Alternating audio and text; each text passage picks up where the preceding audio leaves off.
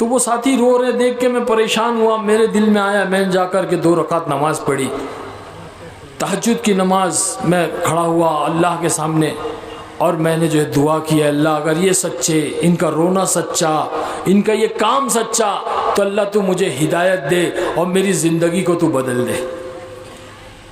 बस वो कहते हैं ना, दिल से निकले जो आह असर रखती है, दिल से निकले जो आह असर रखती है, पर नहीं ताकते परवाज मगर रखती है। बात सुन रहा हूँ अपने कानों से, लेकिन मेरे दिल और दिमाग में एक बात आई कि आरिफ खान, आज तू अल्लाह के घर की चौखट पर बैठकर चौकीदारी कर रहा है। अगर अल्लाह पाक तुझे किसी के घर का चौकीदार बना देता या किसी घर का कुत्ता बना देता तो तू क्या करता? अचानक वहाँ से रोने की आवाज़। पहली सफ में लोग नमाज पढ़ के दुआ कर रहे, रो रहे मरकज़ में, अल्लाह माफ़ कर दे, अल्लाह माफ़ कर दे। परेशान, इतनी रात को ये क्यों रो रहे भाई? मैंने पूछा, फारूक जनाब ये क्यों रो रहे? लोगों को क्या तकलीफ़ है, क्या परेशानी है, कोई मसला है, पैसे चाहिए, क्या क्या प्रॉब्लम क्या है? अल्लाह दिल की नीयत को देखता है, दिल की नीयत को। हाँ, कि मेरे बंदे के दिल की नीयत क्या है। तो बस तायुफ़ की ज़िंदगी में थे। जमात आई, इंग्लैंड से आई थी, इंग्लैंड से डॉक्टर थे उसके अमीर साहब। मेरी तश्कील की, 4 महीने की नहीं, 40 दिन की नहीं, 3 दिन की भी नहीं, सिर्फ इतना कहा कि अमीर खान साहब, हमारे जमात में नौजवान बच्चे हैं, हमारी जमात इंग्लैंड से आई है, उस जमात के अंदर सारे बच्चों ने आपकी फिल्में देखी है, आपके फ़ैन हैं, आपको बड़ा चाहते हैं। जब उनको पता चला कि आप इस इलाके में रहते हैं तो वो आपसे मिलने के बड़े मुतमन्नी हैं, बड़े आपसे मिलने की चाहत रखते हैं। अगर आप थोड़ी देर के लिए अगर हमारे बच्चों से मिल लोगे तो बड़ी मेहरबानी होगी, बड़ी खुशी की बात होगी। मैंने कहा ठीक है, आ जाऊँगा। फिर क्या था, हफ्तेवारी इज्तिमा का दिन था, मरकज़ में मैं पहुंचा। अब जैसे मैं मस्जिद में गया तो वहाँ पे हमारा तो उस ज़माने में ऐसा था कि मस्जिद में जाते थे तो पब्लिक और बच्चे जो है वो पीछे पड़ जाते, रॉकी आ गया, रॉकी आ गया, नमाज छोड़ करके हमारे पीछे भागते। तो हम मस्जिद में भी जाने से कतराते थे। लेकिन क्या था कि बस उस दिन चले गए। अल्लाह ने हर एक के लिए हिदायत का एक वक्त मुकर्रर किया है। तो हम गए वहाँ पर और जैसे गए बच्चे लोग पीछे आए तो वो मौलवी साहब ने ले आके कमरे में बैठा दिया। वो कमरे में एक स्पीकर लगा हुआ था और बयान चल रहा था और मैं तन्हा उस कमरे में बैठा हुआ था। वो इमाम साहब का हुजरा था, तो हुजरे में बैठा हुआ मैं देख रहा हूँ, सुन रहा हूँ। तो वो बंदा कह रहा है कि अल्लाह पाक ने कामयाबी दीन में रखी है। दोस्तों और बुज़ुर्गों, मुझे ये मालूम नहीं था कि दीन क्या होता है। दीन का लफ्ज़ मैं समझ रहा था कि कामयाबी दिन में है, डे एंड नाइट, दिन और रात। मैंने सुनकर सोचा कि यार ये क्या बार बार कह रहे हैं कामयाबी दिन में, कामयाबी दिन में। हमारे वहाँ तो कामयाबी रातों में है। सारी पार्टियां रातों में होती है, सारी अय्याशियाँ रातों में होती है। जज़ाकल्लाह, माशाअल्लाह, अल्लाह कबूल फरमाए। देखो बच्चे ने कैसे ला करके दिया, अल्लाह बहुत बहुत खूब मस्जिद के लिए, माशाअल्लाह माशाअल्लाह। बैठ जाए, बाद में दें इंशाअल्लाह मेरे हाथ में, मैं खुद जमा करूँगा। तो मैं परेशान, ये कह रहा है दिन में कामयाबी, हमारे वहाँ तो रात में कामयाबी है। सारी हराम खोरी और सारी जो है बुराइयाँ रातों में होती है। खैर इतना भी पता नहीं था। बयान सुनने के बाद में दुआ हुई, दुआ के बाद वो नौजवान बच्चे, बड़े खूबसूरत चेहरे, अमामा बाने हुए, इंग्लैंड के बच्चे थे, गोरे गोरे बच्चे आए, मुलाकात किए, मुआनका किया, बैठे, बातचीत की। कहा आज हमारे साथ खाना खा ले आप। तो मैं लगा ठीक है चलो खाना खा ले। जब खाने में बैठा तो बच्चे जो है वो सुन्नत तरीके से उकड़ू बैठे हुए थे, दो जानों पर। अल्लाह के नबी सल्लल्लाहु अलैहि वसल्लम की सुन्नतों में अल्लाह ने बड़ी कशिश रखी है, बड़ी तासीर रखी है। वो दिलों को खुशगवार लगती है अल्लाह के नबी की सुन्नतें, दिलों को भाती है, दिलों को अट्रैक्ट करती है। मैंने कहा ये बच्चे ऐसे क्यों बैठे हुए? बोले हमारे नबी का तरीका है, ऐसे बैठकर खाने से अल्लाह पाक पेट के 3 हिस्से कर देता है, एक खाने के लिए, एक पानी के लिए और एक हवा के लिए। तो उस ज़माने में हम अपनी सेहत का, अपने जिस्म का बड़ा ख्याल रखते थे। दिल में बात आई वाकई में ये तरीके से अगर बैठ के खाएंगे तो पर्सनैलिटी ज़बरदस्त रहेगी, पेट कभी बाहर आएगा नहीं, सुन्नत तरीका, सेहत अच्छी रहेगी, कोई बीमारी नहीं आएगी। खैर खाने में ऐसी लज्जत, दाल रोटी, वो इमाम साहब अपने हाथों से रोटी बना करके हमको खिला रहे। तबलीग वालों की रोटी अंदर गई, दिल में बात, अल्लाह ने ऐसी लज्जत। मैं अक्सर कहता हूँ वो दावत की, वो अल्लाह के रास्ते की दाल ने जो है वो हराम की बिरयानी छुड़ा दी। खाना खाने के बाद में मैंने कहा चलो मैं चलता हूँ, तो कहने लगे भाई आज अल्लाह के घर की चटाई पे सो जाओ ना।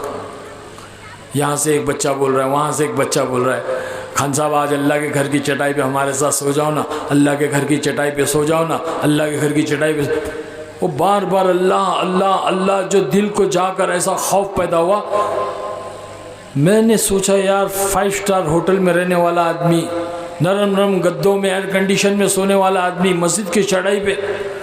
तो मैंने कहा ठीक है भाई सो जाऊंगा।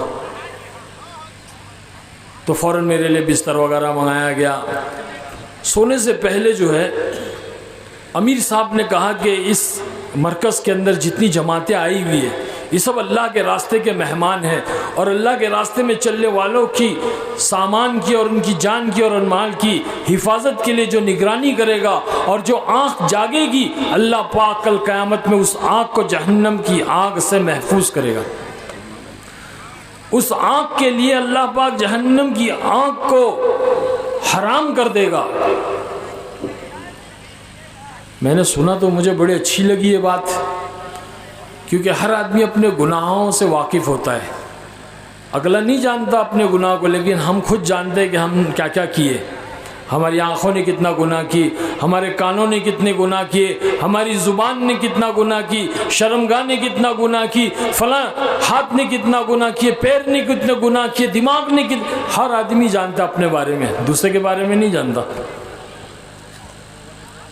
तो मैंने सोचा चलो सो जाते हैं ना भाई, और रात को उठ के इन लोग के साथ में थोड़ी चौकीदारी करेंगे, हो सकता अल्लाह अपने आँखों को जो है जहन्नम की आँख से बचा ले। अल्लाह दिल में डाल रहा है बात। तो मैंने भी अपना हाथ उठाया, मैंने कहा अमीर साहब मैं भी जागूंगा। ठीक है आपको 2 बजे उठा देंगे। सो गया, नींद एकदम गहरी लग गई। 2 बजे उठाया एक साथी, फारूक जनाब टीचर है वो, बोले आरिफ भाई खान साहब उठो, वो आपने कहा था ना चौकीदारी के लिए। मैंने कहा हाँ। उठ के उनके साथ जाकर मैं मस्जिद के दरवाजे पे बैठ गया। दावत और तबलीग के साथियों की खासियत है कि जब आप उनकी सोबत में रहोगे, आप उनके साथ रहोगे, तो वो फ़ौरन जो अल्लाह रसूल की बड़ाई, दीन की बात शुरू कर देते। अब वो फारूक जनाब ने जो है वो अल्लाह रसूल की बात करनी शुरू की। मैं उनकी बात सुन रहा हूँ अपने कानों से, लेकिन मेरे दिल और दिमाग में एक बात आई कि आरिफ खान आज तू अल्लाह के घर की चौखट पर बैठकर चौकीदारी कर रहा है। अगर अल्लाह पाक तुझे किसी के घर का चौकीदार बना देता या किसी दर का कुत्ता बना देता तो तू क्या करता? अचानक वहाँ से रोने की आवाज़। पहली सफ में लोग नमाज पढ़ के दुआ कर रहे, रो रहे मरकज़ में, अल्लाह माफ़ कर दे, अल्लाह माफ़ कर दे। परेशान इतनी रात को ये क्यों रो रहे भाई? मैंने पूछा फारूक जनाब ये क्यों रो रहे, ये लोगों को क्या तकलीफ़ है, क्या परेशानी है, कोई मसला है, पैसे चाहिए, क्या क्या प्रॉब्लम क्या है बताओ। बोले नहीं खान साहब, जिस तरह से अल्लाह के नबी सल्लल्लाहु अलैहि वसल्लम और सहाबा रोया करते थे उम्मत के गम में, उस तरह से ये लोग भी रो रहे हैं। हदीसों में आता है कि अल्लाह के नबी सल्लल्लाहु अलैहि वसल्लम, अम्मी आयशा रज़ी अल्लाह ताला अन्हा फरमाती है कि अल्लाह के नबी सल्लल्लाहु अलैहि वसल्लम के सीने मुबारक से एक आवाज़ आती थी, ऐसी आवाज़ जैसे हांडी में जब कोई चीज़ पकती है तो उबलने की आवाज़ आती है, वैसे अल्लाह के नबी सल्लल्लाहु अलैहि वसल्लम के सीने से आवाज़ आया करती थी। अब उम्मत के गम में कुड़ा करते थे, रोया करते थे। तो साथी रो रहे। तो मैंने कहा भाई, आज के ज़माने में बाप अपने बेटे के लिए नहीं रोता है, माँ अपनी औलाद के लिए नहीं रोती, कोई रोता नहीं। सोते इस वक्त में लोग घर्राटे मार के सोते, ये क्यों रो रहे? बोले यही तो काम है, दावत और तबलीग का काम यही तो काम है कि दिन में जो है इंसानों पे मेहनत करना। सहाबा दिन में घोड़े की पुष्ट पे सवार होते थे और रात में मुसल्ले पे सवार होते थे।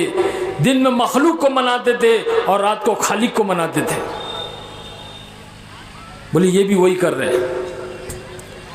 मैंने सोचा अरे बाप रे बाप, ये कौन सा काम है यार, रात को उठकर रो रहे।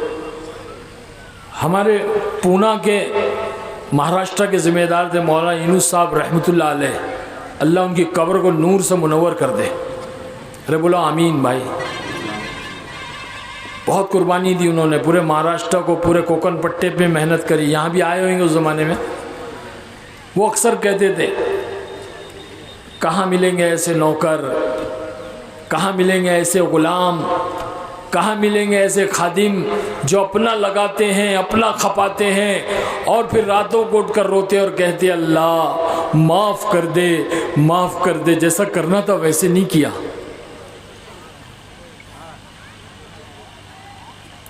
तो वो साथी रो रहे देख के मैं परेशान हुआ। मेरे दिल में आया, मैंने जाकर के 2 रकात नमाज पढ़ी, तहज्जुद की नमाज। मैं खड़ा हुआ अल्लाह के सामने और मैंने जो है दुआ किया, अल्लाह अगर ये सच्चे, इनका रोना सच्चा, इनका ये काम सच्चा, तो अल्लाह तू मुझे हिदायत दे और मेरी ज़िंदगी को तू बदल दे। बस वो कहते हैं ना, दिल से निकले जो आह असर रखती है, दिल से निकले जो आह असर रखती है, पर नहीं ताकते परवाज़ मगर रखती है। बस फिर क्या था, मैंने इतना अल्फाज कहे और जा कर के मैं सो गया। अल्लाह ने वो नींद अता फरमाई, वो सुकून की नींद अता फरमाई जिसकी तलाश में मैं सारी ज़िंदगी रहा।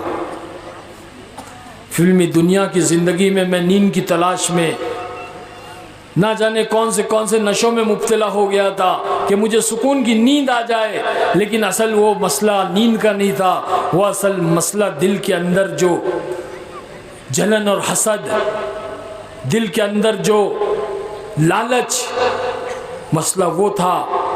वो बेचैनी और परेशानी थी, वो दुनिया की हवस और लालच थी, वो चीज़ों का और दुनिया का हासिल करना था जिसकी वजह से मैं बेचैन और परेशान था। अल्लाह ने उस रात को मेरे दिल को वो सुकून अता फरमाया कि मैं सुकून की नींद सो गया। सुबह उठा, अजान की आवाज़ आ रही है, अजान हो रही है, ऐसा लगा जैसे दुनिया बदल गई। बस उसके बाद फजर की नमाज अदा की, बयान सुना और अपने आप को मैंने पेश किया। मैं 3 दिन के लिए अल्लाह के रास्ते में जाने के लिए तैयार हूँ।